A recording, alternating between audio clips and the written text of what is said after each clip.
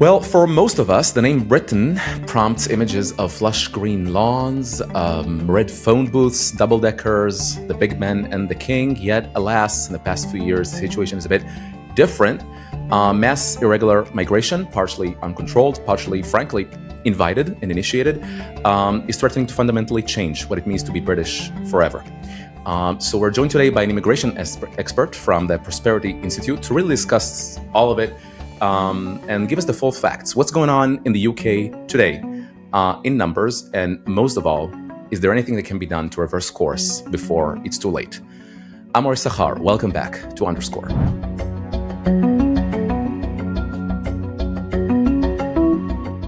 Don't miss a moment. Hit the subscribe button right now and be the first to watch the next episode. All right, Guy Dampier, Senior Researcher on Nationhood at the Prosperity Institute. Welcome to Underscore. Thank you very much for having me on.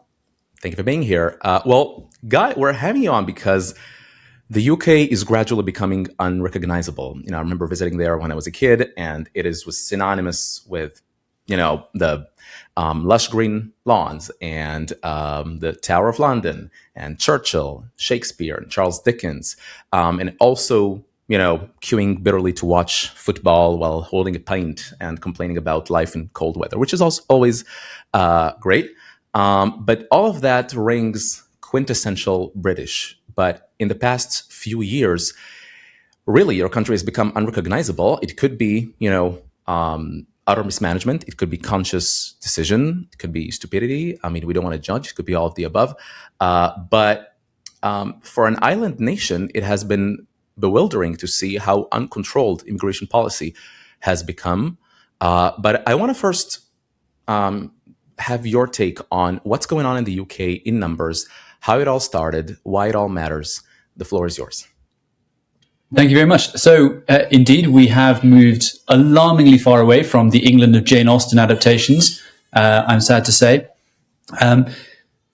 Within Britain, really, I think that the change in migration goes back to 1997. So before that, to give you a statistic, in the 25 years before 1997, net migration was 68,000 people. So in total, 68,000 more people entered the country than left the country in those 25 years. So not exactly a huge amount, it's about 2,000 a year. In the 25 years afterwards, it was 5.89 million. So 1997 marked the point with the introduction of the new Labour government, where Britain went from being a country which was largely a country of emigration or of relatively balanced migration, or at least in terms of immigrant stocks increasing, it was mostly through things like family migration, sort of slow chain migration trickle, to a country which just invited in enormous numbers of people. Now, some of that was a response to the European Union enlarging. So because it enlarged, a lot of people in Eastern Europe were able to access Britain. The government itself was also at fault, though, because a lot of European states understandably said, gosh, there's a bunch of countries that have been ruined by communism, and they're all going to join, and people will not unnaturally want to go and get better paid jobs in our countries. So they're going to flood the place. So what they did was they did staggered migration. Britain didn't do that. They came up with a document, and they claimed something insane like we were going to get 5,000 people or whatever in the first year. And in the end, we got absolutely enormous numbers. We got millions of people coming over from Eastern Europe. Many of whom were very good, but at the same time, adding millions of people to the country is very difficult to integrate. It does mean a lot more competition in the job market. And even though it's sort of not that bad to see like a Polski sklep on the corner, there are some cultural differences.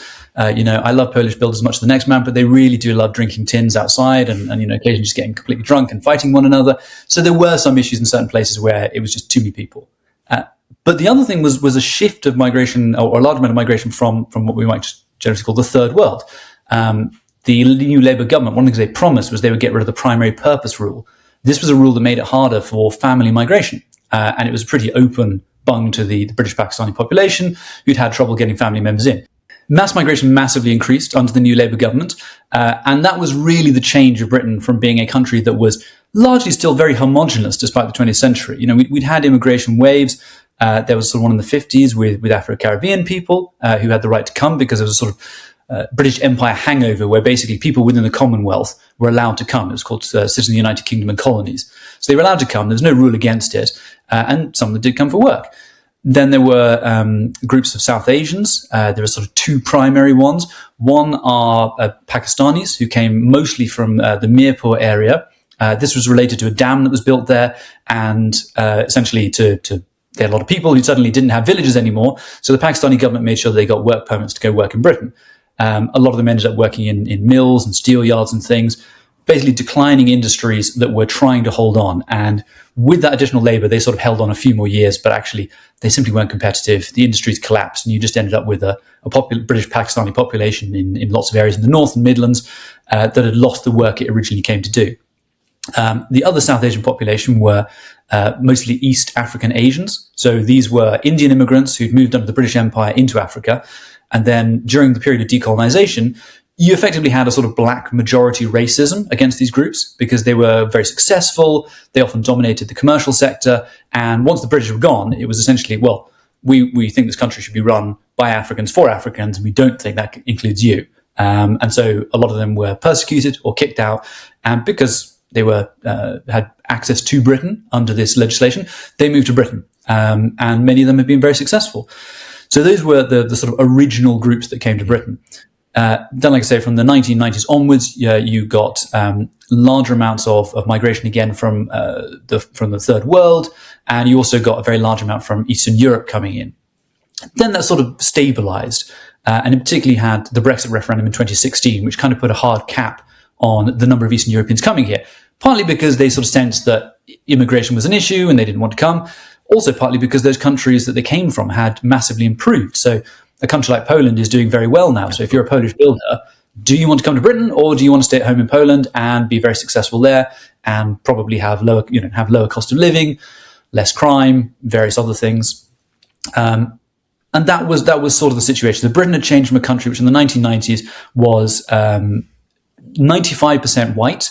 And I say white because the census didn't really break it down. It was just race, essentially. It was just ethnicity in that sense. So it was just like 95% white. So you can say that those people were pretty much all long-term ancestral British people. Some of the ethnic minorities obviously would have been there for 40 years by that point. Right. But it was a country that was very much a product of 1,000 years of settled status. That changed very significantly then in the period of the late 1990s and the 2000s, much larger ethnic minority populations. And then it changed again under the Conservative government. So the Conservative government, having complained about the level of migration, had tried to reduce it, had sometimes got close to their stated goal, which was to reduce net migration to under 100,000 a year. So again, it's worth thinking about this. They wanted to reduce net migration to under 100,000 a year. And in the 25 years before 1997, the entire period, net migration was 68,000. So they were even there, they were compromising pretty badly. But they got close at some points. And then what happened is after Brexit happened in 2019, the 2019 election and 2020, Britain had control of its immigration policy for the first time. When it was inside the European Union, it could control immigration from the third world or from outside the European Union. That was within its power. But it could not control immigration within the European Union because it was a member. Now suddenly it had control. You would think what would happen is that there would be a contraction, seeing as that was what they promised voters, seeing as very clearly millions of people have been added to the country. Often, there was a housing crisis in part because of that. Wages have been suppressed somewhat because of it. Instead, the reverse happened. Immigration exploded. And in a period between 2021 and 2024, we had 4.8 million people entering the country.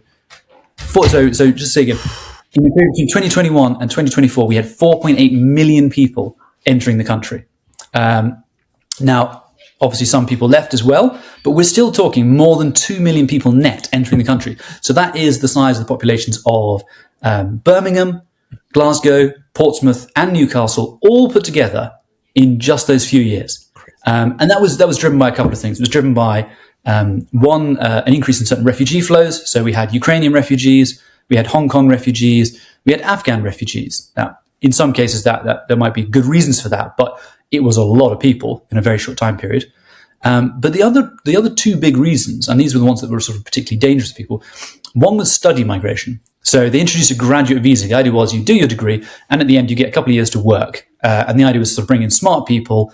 They do their degree, and then they maybe do something good, maybe find a sort of create some useful job or company.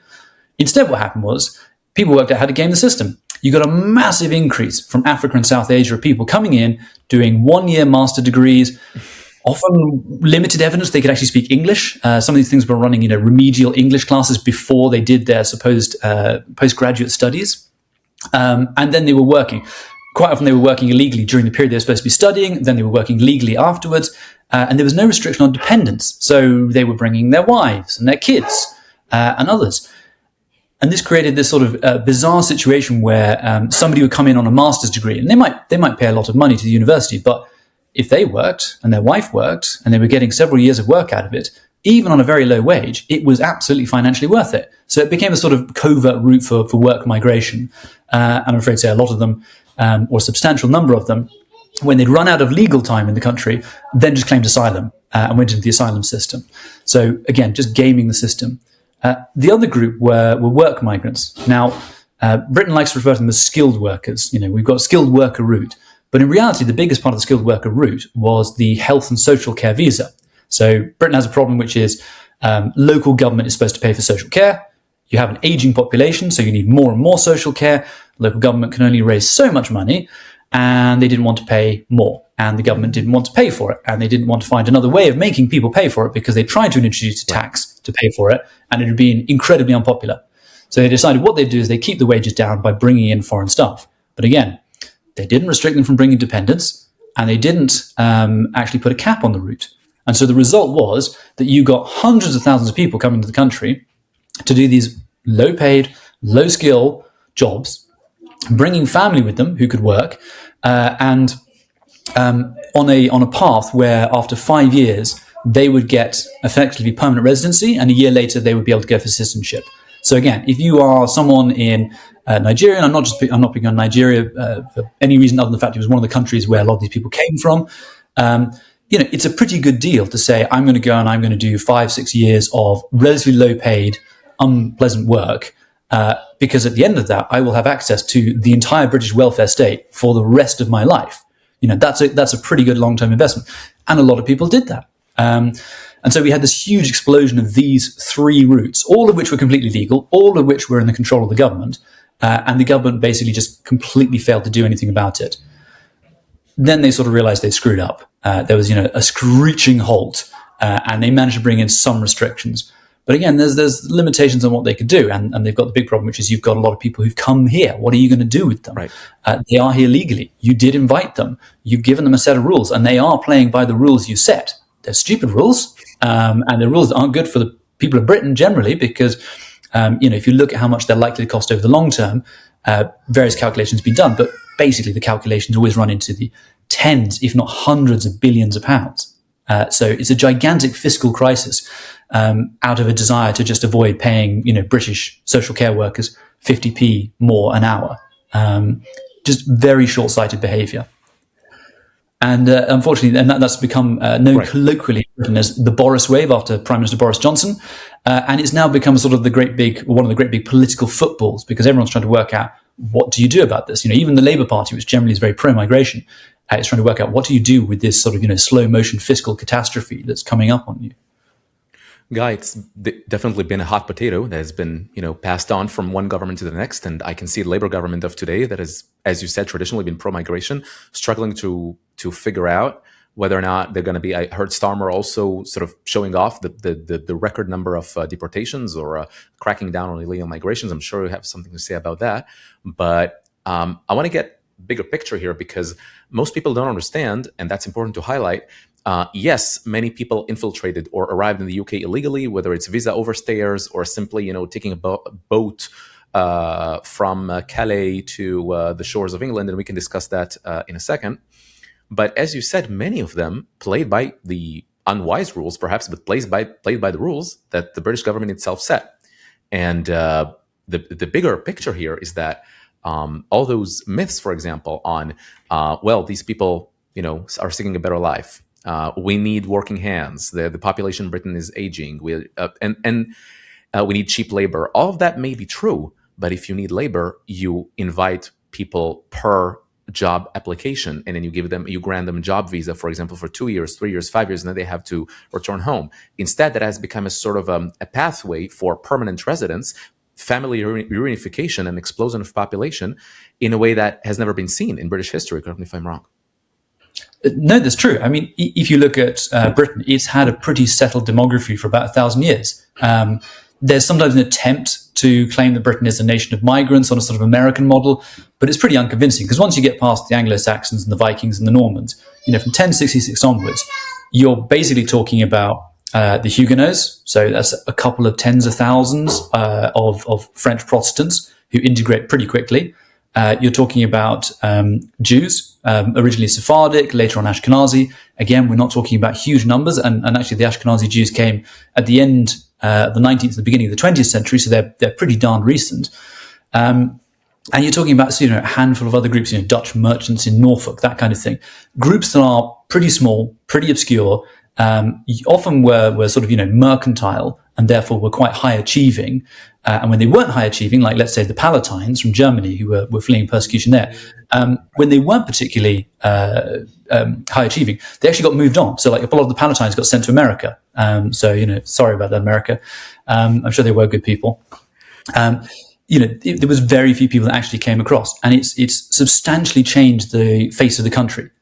So not only just in terms of far more ethnic minorities than you had back in the day, but also just in terms of births. So we are now, in the last census, which was 2021, so before this Boriswave, we were around 16% or something of the population was foreign born. So that's quite a chunk. 60%. Well, right. 16%. You can see it on the screen right now. This is the graph. It shows basically the increase of foreign-born population in the UK from around like a single digit in the early 2000s, like you said, when it all started, to roughly 16% today. Is that right?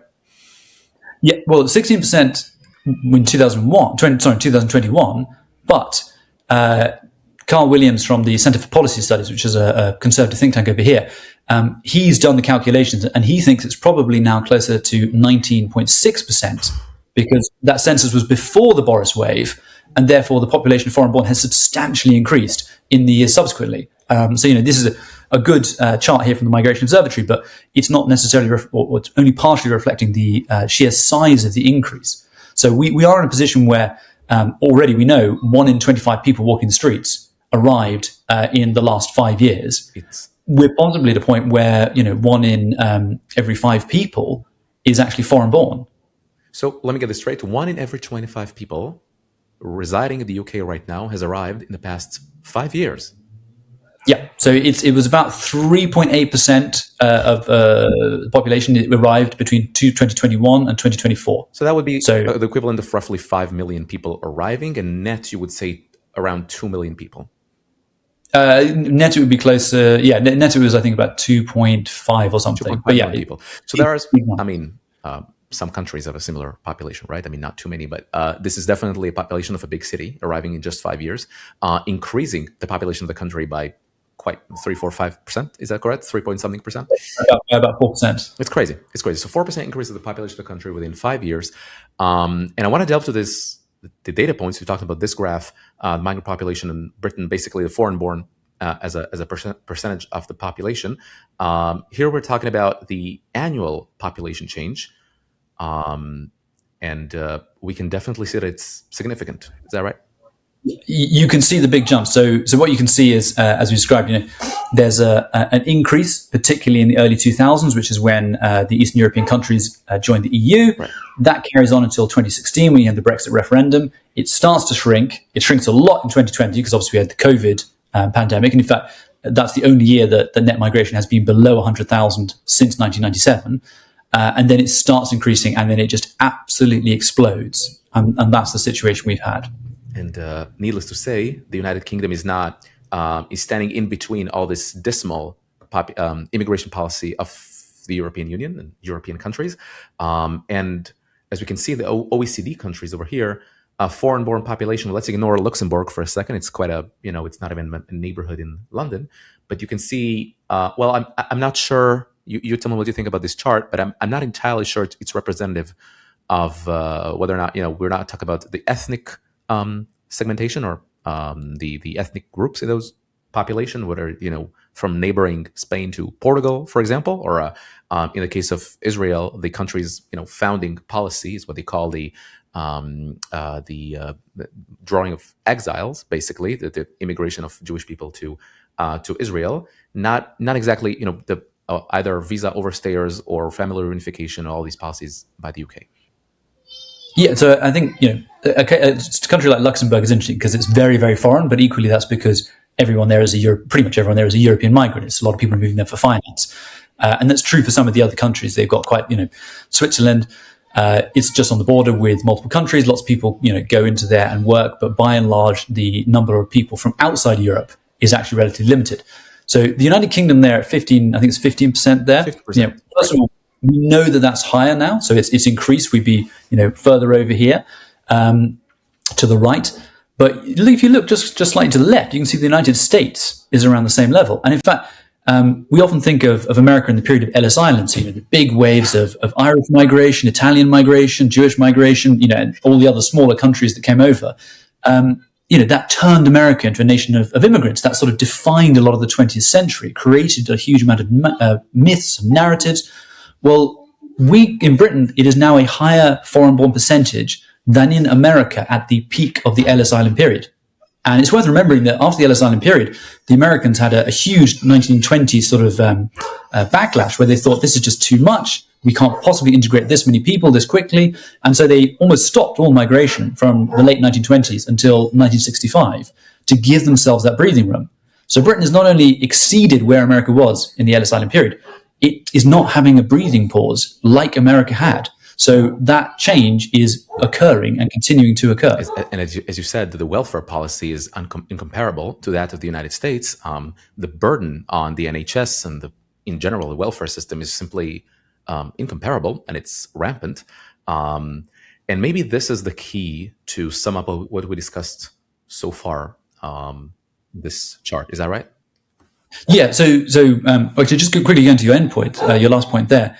Welfare is a really interesting one. So in America in the Ellis Island period, about 50% of all the people that immigrated to America actually returned to their country of origin. And a lot of that was because there was effectively no welfare state in lots of places. So you either went and you made it, in which case, great, good for you. And if you didn't, you had to go home. It's not the case now because obviously we've got these post-war welfare states. So the reverse is true, which is the worse you do, the more your life is a hot, flaming mess, the more you're going to be bailed out by the taxpayer in some way, shape or form. And although there is normally in Britain something called no recourse to public funds, which means that you're only supposed to be allowed to access welfare in certain circumstances, there are exemptions to that. And those exemptions can be used in some pretty cheeky ways. Obvious ones would be things like having children. So if you've got children, you can access the welfare state through your children. Understandable desire not to impoverish children. But of course, the end result is people game the system because they know if they've got kids, they can access what they're not supposed to. So the welfare state has changed things. And you can see a lot of that through this summary over here. So this is a summary from the Home Office, the most recent statistics that we have about who was coming into the country. So what you can see is over on the left, we've got the humanitarian routes. This is Hong Kong, Ukraine, Afghans. So it's a big number, but it's not enormous. Right. You can see a lot of visitors coming, like yourself. People do want to come and see the home of Harry Potter and everything else. That's great. Study is still pretty chunky. In a study there's almost 450,000 people. That's almost 500,000 people coming into the country just to study nominally. And I'm afraid I don't really believe that there are 500,000 PhD students who are going to sort of reshape the world of AI. Right. A lot of people coming in to do this are coming in and they're sort of using it as a way to get into the work stream. That actually outnumbers then work. So we can see there's about 300,000 workers. That will include dependents as well and family, which of course they are allowed to bring in certain circumstances. So the routes have been tightened up somewhat, but again, still a big number of people coming in, right. Especially when Britain has got, quite literally 7 figures who are not working, not in education. You'd think there are a lot of people in Britain who could be put into work rather than bringing in more than 250,000 people to do those jobs.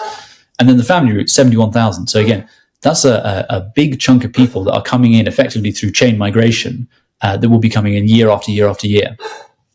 Then we go over to the right. We've got small boat arrivals. So this is the most visible part of the immigration system. Right. This is the bit that annoys people the most. But actually, as you can see, the small boat arrivals is only a tenth of the numbers arriving for study. And when you do polls, a lot of people massively overestimate the number of people arriving on small boats. But interestingly, they underestimate the number of people arriving overall. So they think that there's a lot more illegals arriving than actually are the case. I think some of that is actually because they look around them at the low quality, should we say, of some of the study and work visas, and they assume these people must have come on a boat because who would have invited them? But if you want to focus on that boat figure before going back to that chart, so we can see a substantiated increase in boat arrivals. Small boat arrivals increased by 13% in 2025, however, remained lower than the peak level.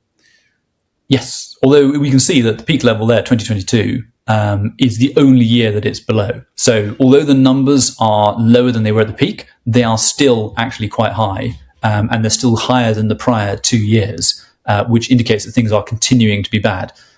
So the small boat crisis, we've actually had two big illegal immigration crises in Britain. The first one was in the early 2000s. It was to do with the Channel Tunnel. We basically fixed that by what's called the decay Treaty. So we made a deal with the French. They have customs officials on our side. We have customs officials on their side. We built a bunch of fences around places like Calais. And that did work. It stopped the number coming in. The new wave started in 2018. It's sort of a hangover from the 2015 European immigration crisis, where we had a huge number of asylum seekers, mostly claiming to be Syrian. Some of them were Syrian, coming over. A lot of those went up to northern France and they wanted to get into Britain.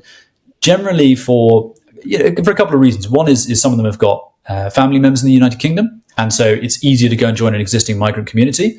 Some of them speak English because English is the lingua franca, and so it's easier for them to do that than it is to, like, say, learn German. Some of them want to go there because the British labour market is relatively unenforced. This is what the French always complain about. They say, if only Britain would tighten the labour market, then you wouldn't get as many people. And there may be some truth to that, but equally it's overstating it slightly. The French are also quite happy just to sort of wave people on through, because then it's our problem, not their problem. And so these groups coalesced in northern France. There was a very famous camp called the Jungle in Calais, and then they started crossing on small boats. This was facilitated by criminal gangs, and you can tell how much it's increased because the prices originally, I think in 2018, was something like 20,000 euros to cross, and I think it's down to something like 4,000 euros now. So the prices have absolutely collapsed. And you can, of course, do it in all kinds of ways. So you can, rather than paying your way, you can get a sort of loan where you go to Britain and then you have to work for a criminal syndicate and you effectively pay back the money it costs to get you across the channel. That's particularly true of Albanians, where there's a big problem with Albanian organized crime. And it's also especially true of Vietnamese. There's a big problem with Vietnamese organized crime, which, the Albanians basically control the cocaine trade in Britain, or they're one of the biggest groups in the cocaine trade. And the Vietnamese do a lot of work in prostitution, nail bars, which are laundering money, and also running grow houses for cannabis is quite common as well. So organized crime basically jumped into these quite quickly, and they made it part of the business model. The people running the gangs, the British government is always very wary. They sort of talk about smashing the gangs, but they don't say who are the gangs and who runs them and what are they trying to do. From what I can gather, seeing the people who keep being arrested all seem to be from a Kurdish background. My supposition is that the reason why they've dominated the trade is because we had Kurdish asylum waves in the 1990s. And so as a result, you ended up with Kurdish populations across the whole of Europe, which means that you've got quite a good logistical network for criminals within that community. That seems to be the case. Like I say, a lot of people get arrested in Iraqi Kurdistan, or BBC, the journalists go and manage to track these guys down, and it invariably seems to lead to Kurdistan, but no one in the government is saying. And if you look at like the National Crime Agency, which is the organization that deals with organized crime, they do a threat report every year, but they'll just talk about organized criminal groups and smuggling. They won't discuss who these groups are, which I've always found very interesting, because if you want to smash the gangs, you kind of need to know who the gangs are and who's running them. First step, indeed, yeah. Good first step, exactly. It's quite hard to do otherwise.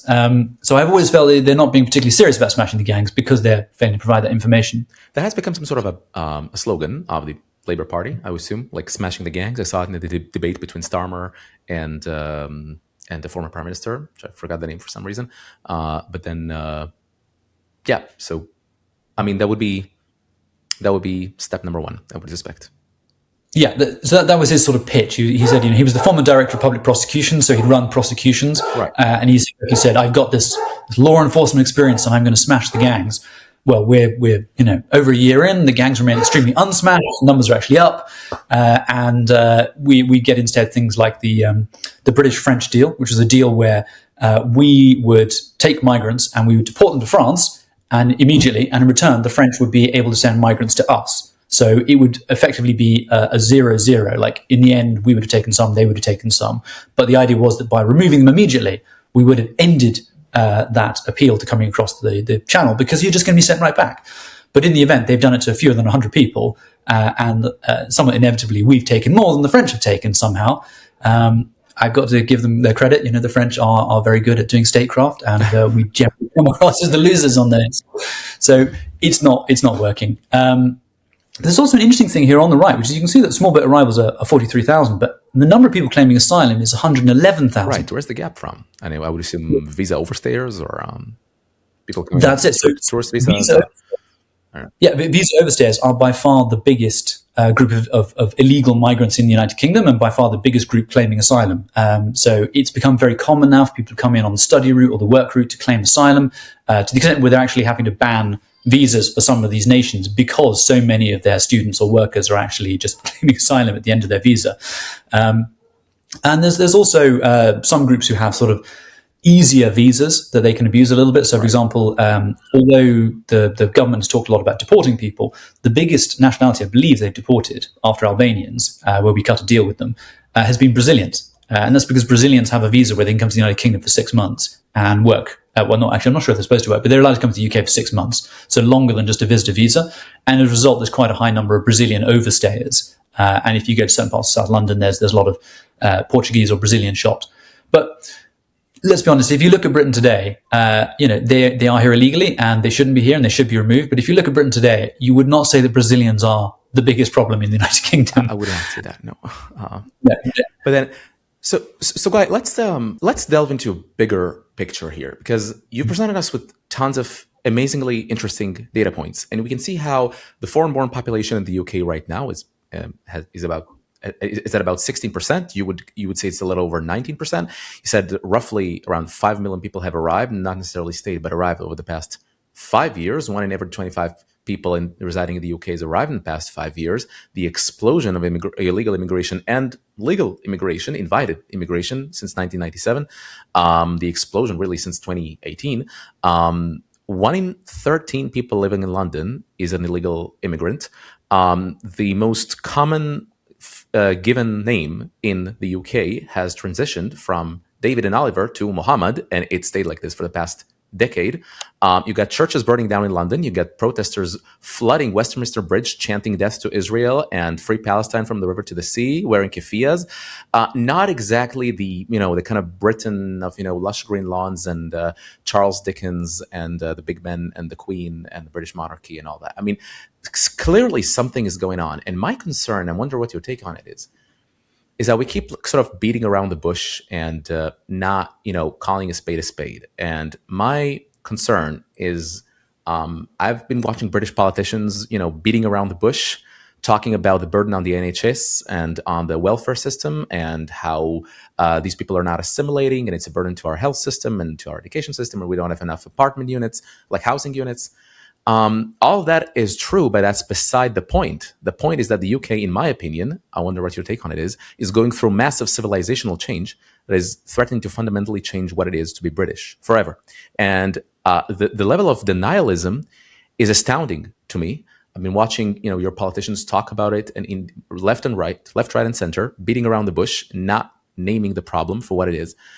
And I'm just sad, like many other people, seeing the UK from the outside, doing it to itself on purpose for some reason. And I wonder what the reasons for that are in your view. But first of all, I would first argue that the UK is going through massive civilizational change. So I would wonder first what your take on it is. And do you think indeed the UK is finding itself steeped in denialism that is really not allowing your politicians to take further action?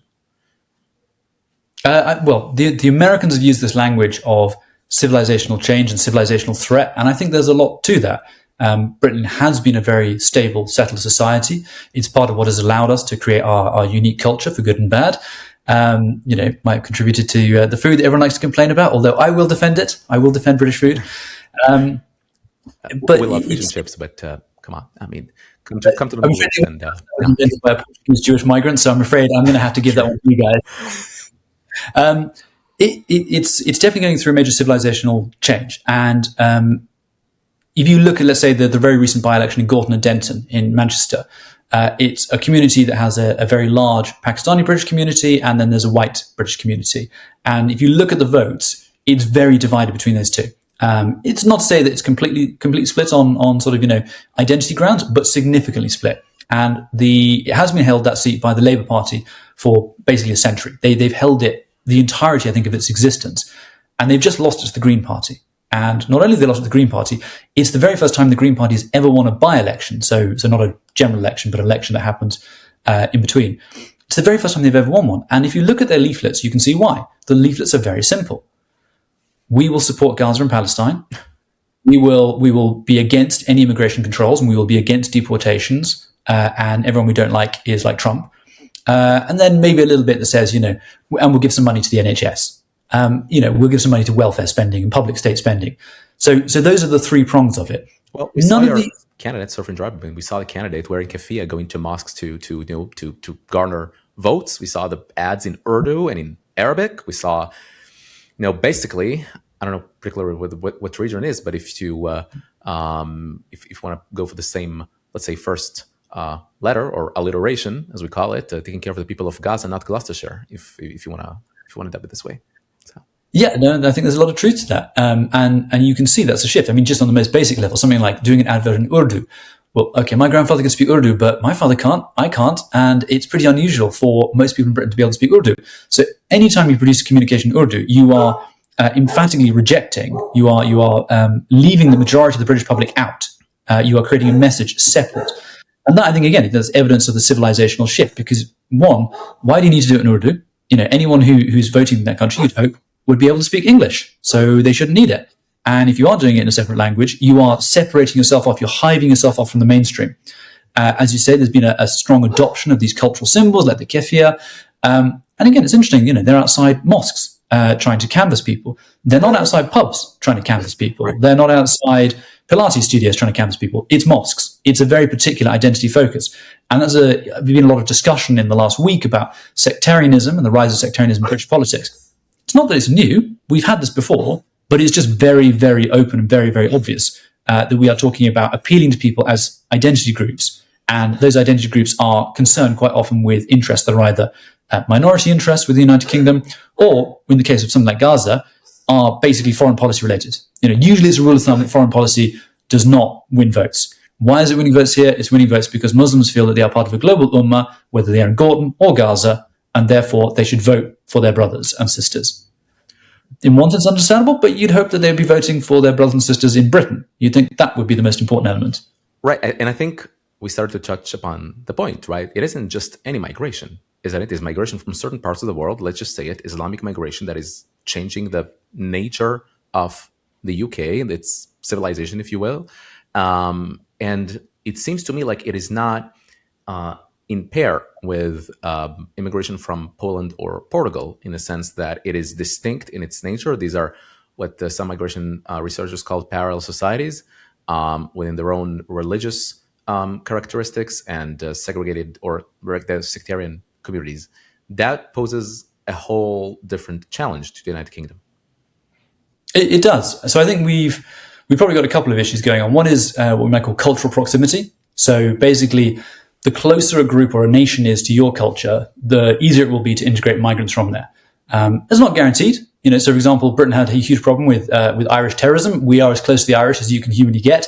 There will be political things in the way, but equally, most people in Britain will have some form of Irish ancestry, and it's not really a big issue.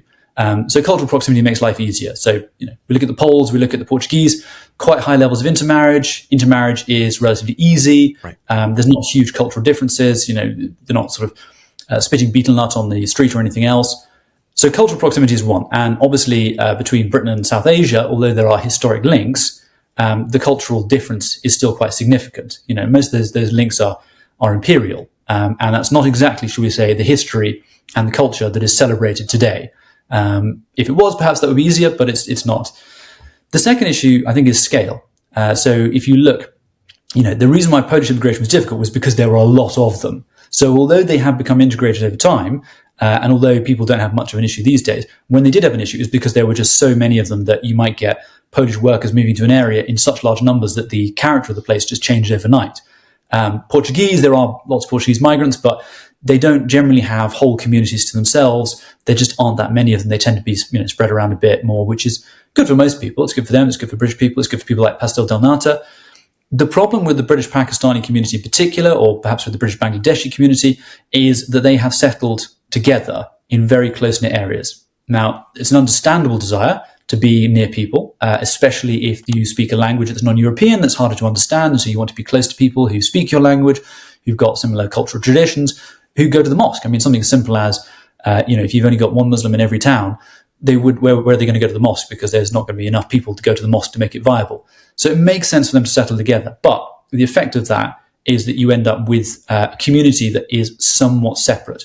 And you can see that if you look at the number of people that don't speak English at all or well. There's about 1 million people in the United Kingdom that cannot speak English at all or well. And primarily, they're from South Asian communities.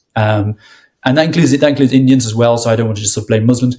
It's generally South Asian communities. That's partly because they have a harder language shift over, but it's also partly because in those communities, women are much less likely to work. And because they're less likely to work, they don't engage with the outside culture, and they never learn the language. And as anyone who's learned a language knows, you're only going to get so far with Duolingo. You actually have to go out in the street and talk to people and shop and do everything. Right. And that's also how you get to know your neighbors, and it's how you get to know the culture. And so whenever you have these situations where people are staying at home, where people are primarily marrying entirely within their religion, or they're marrying people from back home, what you end up doing is you end up creating a parallel society, which is sort of, not entirely the society from back home, not entirely a British society. It's a sort of separate halfway house, but it's not fully British society. And that's where a lot of the cultural problems have come from, because of the clash between the sort of set of norms within that culture and the set of norms within wider British culture. I think people find it very difficult to call out. That's partly because obviously some people who are willing to call it out are prejudiced, and people don't want to be accused of being prejudiced. But it's also very hard. There's also people who will call any attempt to discuss this prejudiced. If you say anything at all, you're going to be attacked. And we can see that now. There's a big campaign to get an official definition of Islamophobia. And although the current definition doesn't include it, a prior definition included the example that talking about grooming gangs being a Muslim issue could be Islamophobia. Well, that's just statistical reality. If I say that there are a disproportionate number of Muslims in British prisons, it's not Islamophobia. Those are the statistics. You can go on the government website, you can read them. There's clearly a problem within the Muslim community with crime. Okay, then that's something they should deal with rather than attempting to deflect. And I think that is your fundamental issue, that the cultural proximity is not there, which means it's harder to work, and the scale is larger, which means that it's harder to integrate the people. And then we can add the third element, which is the sort of external one. And in our case, that is jihadism generally. And that doesn't mean, that could be Salafism, it could also be with the Deobandis, but basically that strand within Islam in the last sort of 20, 30 years, particularly in Western Europe, which has been focused on terrorism and attacking the West, whether that's the Western Europe, the Western America, the Western Israel, but which is entirely focused on that. And that has been the cause of so much of the disagreement and the anger between those groups. Well, I would say importing all those populations statistically simply increases the chance that many of them will be espousing for those beliefs and ideologies that create the problems in the first place. And you mentioned the grooming gangs.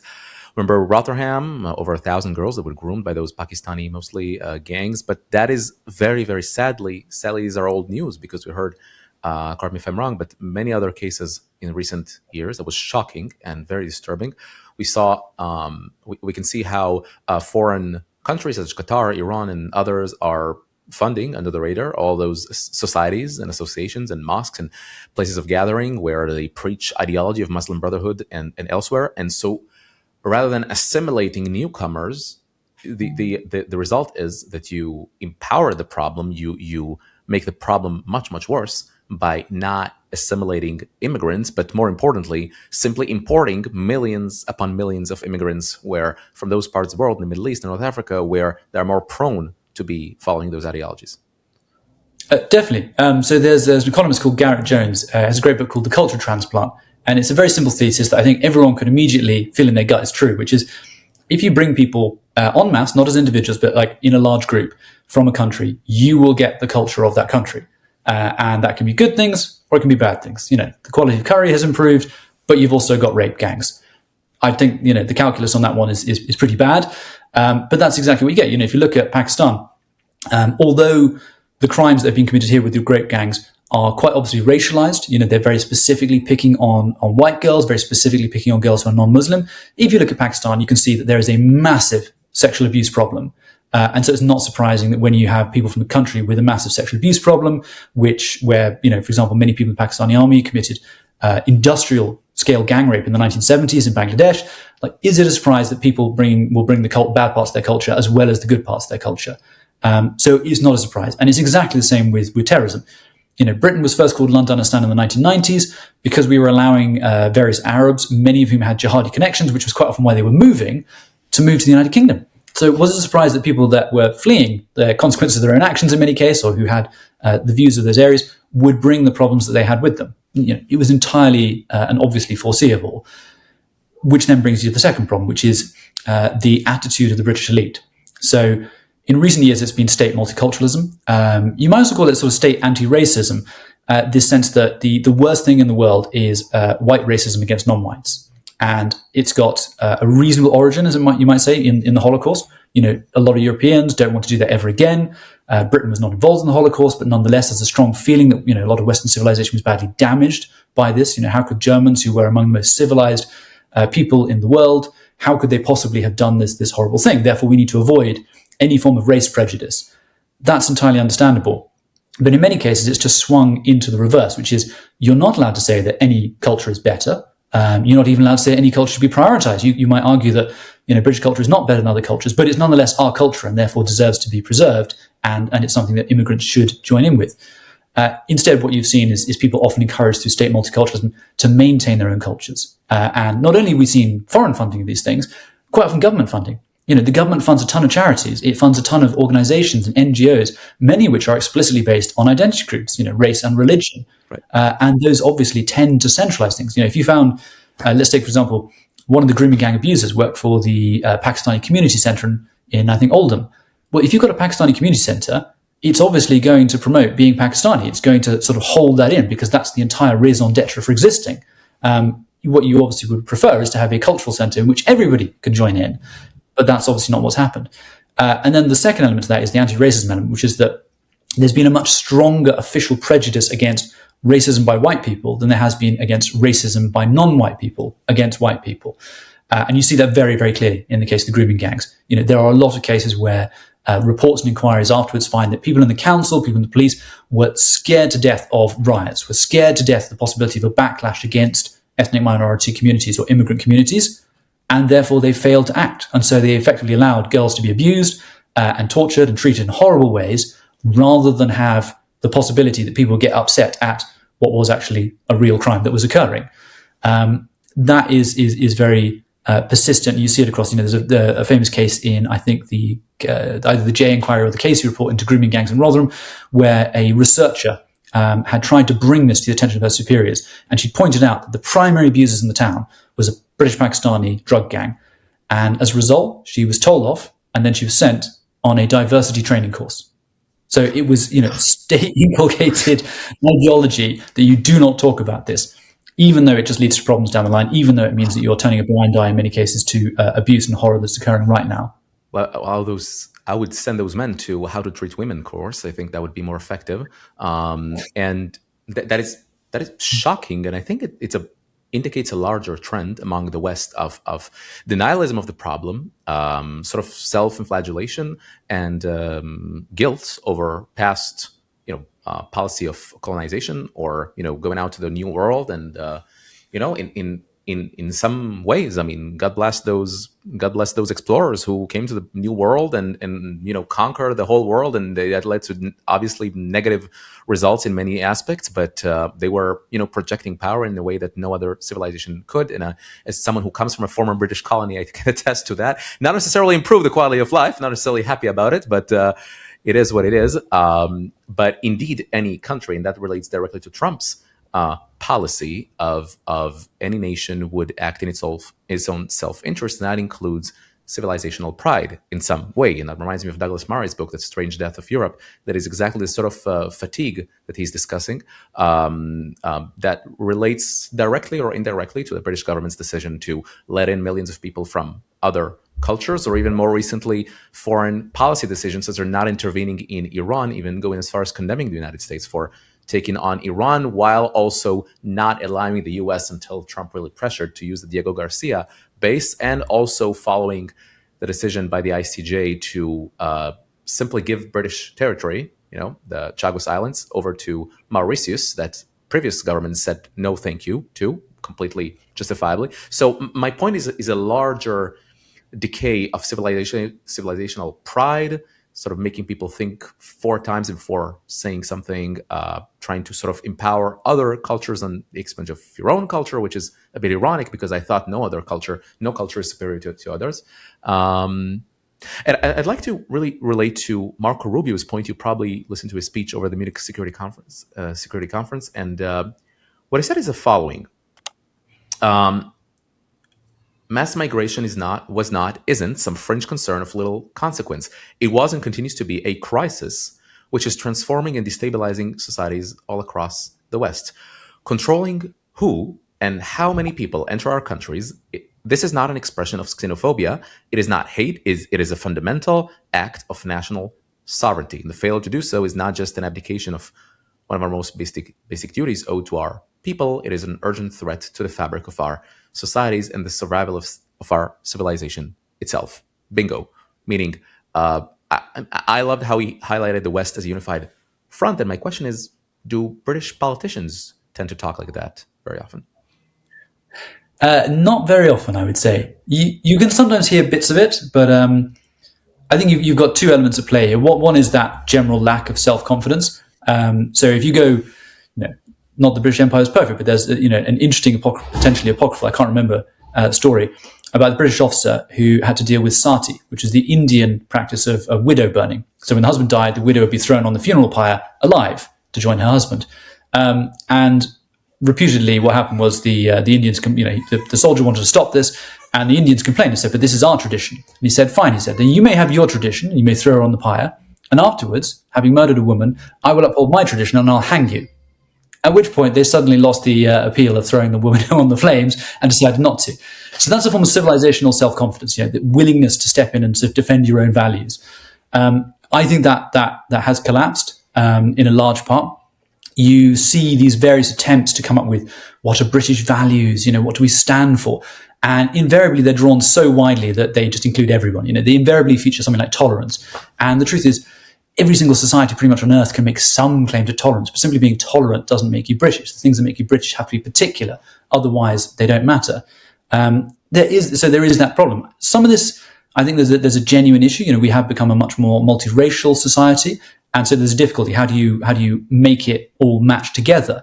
It's always going to be slightly more difficult in doing so and working out, it's not a unified Christian state anymore. It's not a entirely ethnically British, if you define like ethnically British as people who had ancestry there before, let's say, 1945. It's not those, and it's unlikely to be purely so in future. You'd have to do some horrible things for it to be so in future. But finding a way to bring people in has been quite difficult, and it's been made worse by a left that hates the West and has tried to make any expression of Western self-confidence taboo and is trying to go after it. That's I think, sort of the wider philosophical picture. And then on the lower, more practical level, it's very simple. There are an awful lot of constituencies, and particularly for the Labour Party, for the main left-wing party, a lot of their biggest leaders are in constituencies with very, very high proportions of immigrant voters, and therefore they are very wary of saying anything on these areas because they're afraid of losing their seats. And it really is quite often that blunt. They do not want to lose their seats. The big fight within the Labour Party in the last few years has been having had a real problem with anti-Semitism, attempting to win back the Jewish community and say that they can be trusted, whilst at the same time having a large Muslim voter base that in many cases hates Israel, and whether they call it anti-Zionist or anti-Jewish, it's quite often the same thing. It bleeds over pretty quickly one to the other, and trying to balance those two together. And they've not done it very successfully. I'm not sure they can do it successfully, but they've also not had the bravery to stand up for what they believe and accept that it might be better to stand up for values and lose votes rather than desperately grubbing around trying to keep them at the expense of selling themselves out in this way.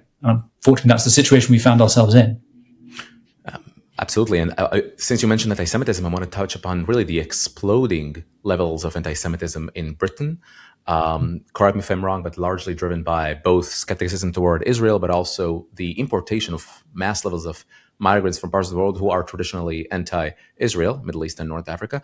And I want to look at this chart on the screen, which says that especially after October 7th, there has been a rampant levels of anti-Semitism in the UK, as in the rest of Europe, to be fair.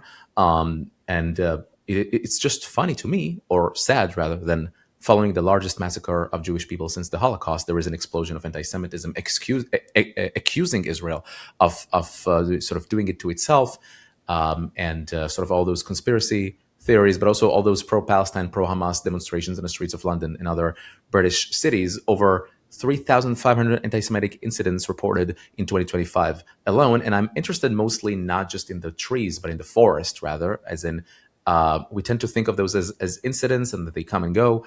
But then there is a larger trend that in general, the United Kingdom, sadly, is increasingly becoming unlivable for Jewish communities, or being harassed, or being ostracized, or just marginalized, and but really being threatened by those Islamic communities who are growing larger and larger in the United Kingdom. So I would say the really telling element of those for me was that the very first pro-Gaza march occurred after October 7th, but before Israel had struck back. So they were protesting something that hadn't happened yet. They were protesting when the only bodies cooling on the floor were Jews who'd been murdered by Hamas and by Palestinians. That was indicative that, it didn't matter what the facts on the ground were. It was just a pure identity-based thing. We will back our guys. And you see it a lot. They'll say, oh, we obviously think that the murder is bad, et cetera, but no, I'm not going to, say these things specifically are bad. And I'm going to argue around the edges about, did that really happen, or how many people were killed? Very recently we saw someone who's now working with the Green Party, who apparently has been saying that there were no rapes that occurred on October 7th. Levels of denialism. And that's from someone who's not Muslim. That's someone who's a white progressive liberal. So what you're seeing on anti-Semitism is basically a horrible combination of the far left and some radical Islamic views. Going back to the culture transplant, there are a lot of Muslim countries have very strong anti-Jewish views, and when you bring those people over here, they bring those views with them, or some of them bring those views with them, which is pretty much what you'd expect. But the result has been that increasing mass migration from those countries has meant more anti-Jewish hate. At the same time, there's been a sort of rise in the far left, particularly identification of Israel as being somehow a colonialist power. So you can bring in the anti-imperialist thing, somehow being a white supremacist power. I'm not quite sure how that works, but somehow in their heads it does, which means that they can sort of bring all their prejudice against white people into it. And just sort of, combine these together into a very unholy mix that basically is, we don't like Israel because there is a level of violence that we don't like. But at the end of the day, there are a lot of states committing various levels of violence, many of them with a great deal less accuracy and care than Israel. The reason why they're picking on Israel is because Israel is a functioning Western state, and they don't like that. Something in that instinctively makes them angry. In the same way that when we had the Black Lives Matter movement, there is a lot of racial prejudice around the world, and no one would say that Western societies don't have some form of racial prejudice, or that doesn't happen. But Western societies are by far the most tolerant ones in the world, and also the ones that are probably the most excised about this. So why was the attention so internally focused? And the answer is because of a large amount of self-hatred. That's what's motivating these people. And I would argue not just self-hatred toward a strong Western democracy, but because it is the nation state of the Jewish people, and anti-Zionism and anti-Semitism have been sadly blending one into the other for the past few years in a really shocking way. But Guy, we kind of left our viewers with utter depression, I would say, by all these dark predictions. And I do want to end it with an uplifting note and some optimism, but also like sober, assessment of what the next steps are. I was particularly curious when he called it the Boriswave. Sometimes we have the impression that Boris Johnson is a conservative politician. He is, but for some reason that I'm curious about, you're calling it sort of, he was part of the main drivers behind that massive explosion of migration into Britain. I would love you to elaborate on it a little bit, but I would really love us to focus on the plan for the future. And you guys over in the Prosperity Institute and in general, you are talking about deportations of illegal migrants, maybe legal migrants who are going to be uninvited, let's put it this way. But in general, taking back control of your borders. Again, bewildering to me, an island nation that has lost control. Maybe my personal take could be politicians abdicating responsibility for their country, but also, I would say a very high level of denialism among certain elites, perhaps. But let's get practical.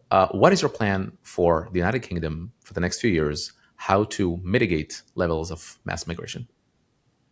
Well, I think, having had a very depressing talk in some ways, the good thing is that the Boriswave and the aftermath of October 7th have woken a lot of people up. It became very clear, first of all, that migration was at such a level that, it's sort of like boiling the frog. The frog got boiled too fast, and people suddenly became aware of, no, we've got to do something about this. That's part one. The second one was they looked at the aftermath of October 7th. They thought this horrific crime has taken place against the Jewish people, and a lot of people are jumping onto the side of the people who've committed the crimes. Do I really want to share my country with these people? In what way are these people meaningfully my fellow citizens when they seem to have such foreign views? I think that's been positive because it's brought a lot of people on the right in particular together. So the left, to give them the credit, the Labour government is trying to do certain things on immigration. It's never going to be able to do as much as it will need to do because of the fact that it is fundamentally a party run by human rights lawyers whose activist base are broadly, pretty pro-immigration, pretty pro-open borders. But they are making some efforts. For whatever the next government is, and it seems likely to be a right-wing government, whether it's a reform government or a conservative government or a coalition, nobody really knows at this point, I think the path forward is fairly clear. First of all, on illegal migration, the fundamental problem is international law. It is international law that prevents us from being able to stop these people, from being able to deport these people. That means leaving the European Convention on Human Rights. It's never going to be reformed. It's never going to change its way. It means following the American example and getting rid of any international agreements we're part of that prevent this happening. And we shouldn't think that this is an insane thing to do. We are an Anglosphere country. Well, Canada, Australia, they're not members of these organizations. They are not bound by their rules in the same way. We can do this. That will help us tackle illegal immigration. On legal immigration, the laws actually are pretty good. You can do a lot if you want to. It's just the politicians haven't wanted to. So a government that goes in can, if they want to, do something very simple. They could simply say, all these visas that we're offering, we will offer so long as you can earn a decent enough wage. And a decent enough wage could be something like £50,000. It wouldn't have to be insane. £38,000 is the average UK salary. People obviously who come as migrants will have a certain, wear and tear on capital stock, roads, hospitals, things like that. So to say, if you earn £50,000 or over, you can come. And if you did that tomorrow, you would instantly slash migration because the vast majority of people coming in, even on the skilled worker routes, are benefiting from discounts. They're benefiting from, particular schemes. You can just end that overnight. You could reduce migration to a very small number of people. And those people would, by and large, be the people that nobody particularly minds, regardless of nationality, regardless of race, regardless of anything. They would be the people that, by and large, come, work a good job, obey the law, don't cause problems, and they would be in small enough numbers that the cultural issues would not be such a big factor. Well, go ahead. I was going to say, the illegal immigrant population, we actually have no idea how big it is. We have an estimate from 2018 saying it could be as high as 750,000, but the Home Office has actually not kept statistics on it, basically because they're embarrassed about how many people are here illegally. We know that the numbers will have increased by then. The only reason they might not have increased as much as we think is possibly because the asylum route is so easy nowadays that people might just do that rather than actually staying illegally. They can just claim asylum instead. But at any rate, we're probably looking at about 1 million people, maybe 2 million people that need to be removed. Well, it can be done, and it should be done. It should be done legally, humanely, safely. But these people have no right to be in the country. They have broken the law. If their very first act is breaking the law of the country, I'm afraid they don't deserve to be there. So they should go. Then you get into what we might call the trickier problem. The trickier problem is you've got a lot of people who have been here, who've got permanent residency. The difficulty is they were promised that, and it's very hard to break a promise, but I think it's worth bearing in mind that the British public were promised repeatedly that migration would go down, and it's gone up. So the question of keeping promises, are we going to keep the promise to the British public, or are we going to keep it to the migrants? I think you have to say in that case it's the British public. And so we end that fiscal time bomb of the Boriswave by saying, we're very sorry, but this was never intended. It's not what the public wanted. It's certainly not what they voted for. We are simply going to say, when your visa runs out, we'd like you to go home. You came here, you've done 5 years, fantastic, thank you, you've earned a wage, you could go home now. To be honest, that was my case in France. Sorry to interrupt, but I came to study in France. At the end of 2 years, I finished my degree and I came back home. That's what most people do. It doesn't seem to be working for many of the migrants who are coming to the United Kingdom for some reason. Exactly. And again, this is, it's about what you're contributing. If you know that you're going to be a big fiscal cost to the country and you still want to be a citizen, you are basically asking your fellow citizens to take on a burden on your behalf. And if you're doing that in the case of millions of people, you're asking them to take on a burden that you know is going to make their life significantly worse. And that's not really a very, should we say, neighbourly thing to do. So I think that should be one way of tracking it. Then that leaves one really tricky group, which is you've got people who are British citizens, who in some cases might be second or third generation, but who have grown up in parallel communities, have views that would be outside what we would hope would be the mainstream of British views, particularly when it comes to things like extremist groups, hatred of Jews, that kind of thing. In those cases, I think what you can do is you can tackle where the parallel community starts. Where the parallel community starts is large numbers of people coming. So if you've dealt with legal migration, that's part one. And secondly, it's the families. It's the fact that you don't marry out. And therefore, you never fully integrate because you always stay within the community. So the British Pakistani population tend to marry first or second cousins. And not only does that have a very negative cultural effect, it also means there's a massively higher rate of genetic diseases within the community. I think there's a very good case, as with Iceland, to say, if you want to marry someone, we do not want it to be your first or second cousin because of these dangers, because of the costs you're imposing on your children and the costs that you're imposing on your fellow citizens, because obviously they're going to need a lot of healthcare. And you ban that. And you would effectively be recreating what the medieval church did in much of Western Europe when they banned cousin marriage in the Middle Ages, which is you break up those kinship groups and you would force people to go out and to marry other people and to integrate into the community. And you'll get a certain amount of blending, but you will get a community that at least is not internally focused, that is not living a parallel life. It's a community that either has to choose whether it wants to integrate, and if it doesn't, then you can go back to a country where you feel more, happy with the living situation. Most of these people either have a second passport or they have access to that passport.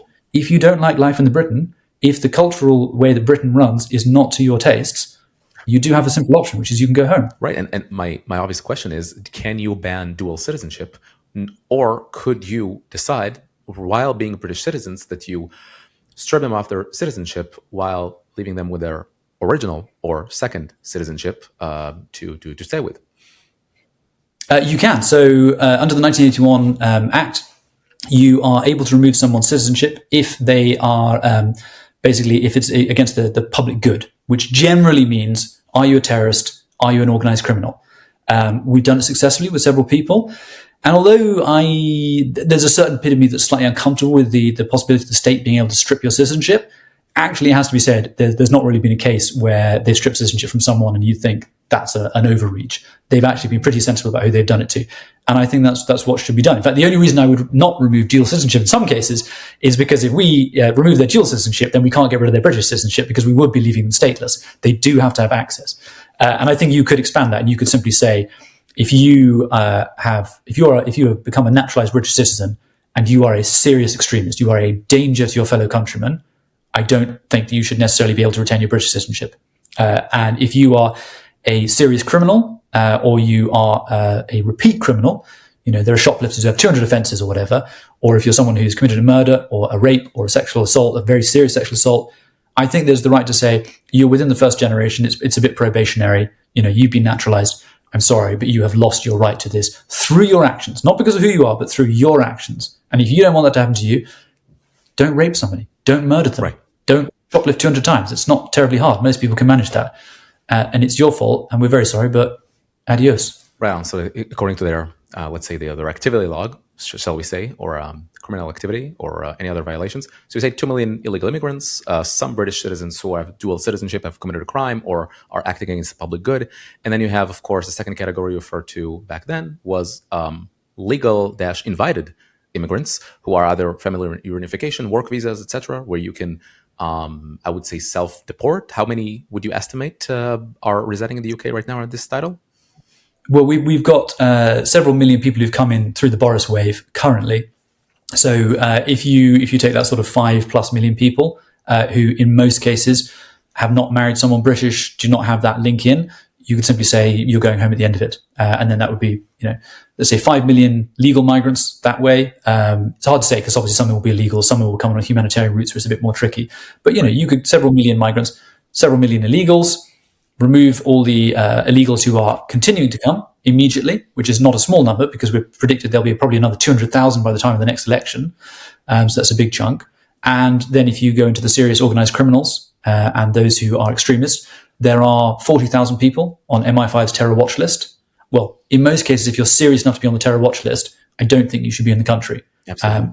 And some of those will be far-right extremists, but I don't think many. No, I would say that puts you squarely within the normal people category. But then you would also think that people who claimed asylum, and we watch those charts from countries where there is no war, there is no, maybe their human rights situation is different or worse than the one in the United Kingdom. I'm sorry. You can't have tens of millions, even hundreds of millions potentially of people from countries with a dismal human rights record. Talking about Pakistan, Morocco, Algeria, India, other countries where there is no war. And my obvious question is, why not inform them? I'm sorry, but you are here under a status of asylum. Even Syrians, the civil war ended. You ought to go home. Yeah, I agree entirely. I think there is now a shift going on under the current government, which I think has to be kept, which is to say that there will be occasions for refugee status, but refugee status should be made temporary. It should not be the assumption that anybody coming as a refugee is going to settle. There may be extreme cases, but we had the sort of historical case, which is the Iron Curtain.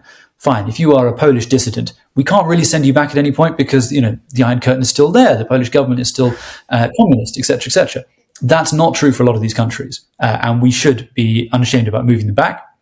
And if they don't want to go back, if they won't do it voluntarily, then we could seek third-party countries. The Americans have already done this successfully with places like Swaziland, so there are places we can send them to. And I suspect in many cases, if they know that they're going to be sent somewhere, they will suddenly discover that they can go home after all. And to that point, just to finish on that point of being practical about it, when they asked the Trump administration, well, how do you fix this?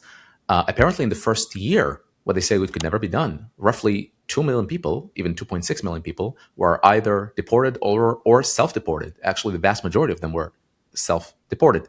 Anyone who has been to the United States knows that you don't want to break immigration laws. You don't want to, misinform the American authorities when you fill in a form or when you go into through immigration when you arrive to the United States. So that you don't want to mess with them.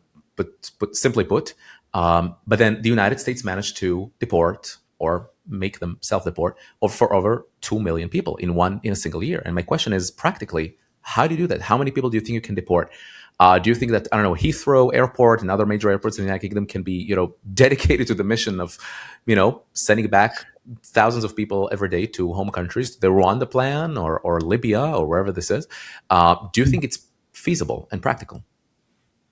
Well, I upset a lot of people on the left because I pointed out that you could remove the 2 million people from Heathrow in around a week if you were able to take up the entire capacity of the airport. Now, I suspect you wouldn't want to do that. That would be very disruptive. But equally, we did have COVID lockdowns when we stopped people coming in and out of countries and everyone was locked in their homes. So the idea that you cannot just simply remove a large number of people is, I think, one for the birds. And in most cases, as you say in America, people have chosen to leave voluntarily because, they make a very simple deal. We will give you your flight tickets. You can choose the day you go. You can bring most of your possessions or all the possessions we can fit with you, and you can apply legally to return to America. And if you meet the conditions, you can. That's extremely fair. Whereas the alternative is if you are deported involuntarily, you're going to do it in shackles. You're not taking anything with you. And if you ever come back, you're going straight to jail. And I think that is that is exactly what you would have to offer. You have to make it clear, like, if you've broken the rules, you should not be here, and we will send you back. And it's better if you decide to go, and we make it as easy as possible. Like, that's what we all want, because the truth is, as we've seen in Minneapolis, when you have to use force, there is a danger that will lead to people being injured, or people being killed. I think in Minneapolis, that was the fault of protesters, activists, who were very deliberately trying to get a rise out of the immigration enforcement officers. We will almost certainly have the same thing in Britain. There are people who that will be the most important thing for them, will be finding a way to suicide by cop, as the Americans say, so that they can try and make everything look terrible. But the truth is, this is just upholding the law. And we would rather people did it safely and humanely and voluntarily, rather than having to force them out. I think it's very feasible. It will be a bigger upfront cost, which is going to be difficult for Britain because our economy is not in a great state, but it's a long-term fiscal saving, and it is the right thing to do. And there'll be a host of benefits to go with it. So again, to be a little bit more positive, if you look back and I think about 2021, we had a shortage of lorry drivers. So what did we do? Well, we slightly deregulated and we offered them better facilities and we offered them more money. Their lives got better. And amazingly, the crisis was solved. I think we can see exactly the same thing in Britain. We shouldn't see this as a sort of negative, horrible thing. We will actually make people's lives better. There will be less pressure for services. There will be less pressure on housing. People's wages will almost certainly go up. If you look at America now, people predicted all kinds of doom. It's not doom. People seem to be doing pretty well. Any problems they have are problems of the wider economy rather than problems relating to that. So I think there is a positive future available for people. And I also think it's probably a better one because, let's take, we discussed a lot of the problems within the Islamic community. If you've got rid of the extremists, if people know that you are going to be deported, if you are a supporter of extreme methods of, the caliphate, of overthrowing the government of an Islamic state in Britain or whatever else, then the bad guys are gone. The ones that cause the problems are gone. And the antipathy that goes towards the Muslim community because of those guys, well, that's significantly reduced. And so I think it will make everybody's lives better across every population. Absolutely. We all hope so. And to save British civilization and Western civilization, I would hope.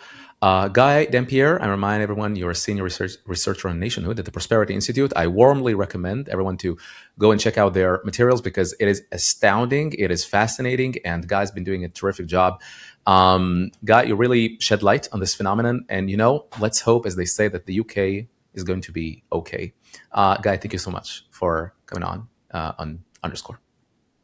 Thank you very much for having me on, and here's to saving Western civilization. Hear, hear. Thank you so much.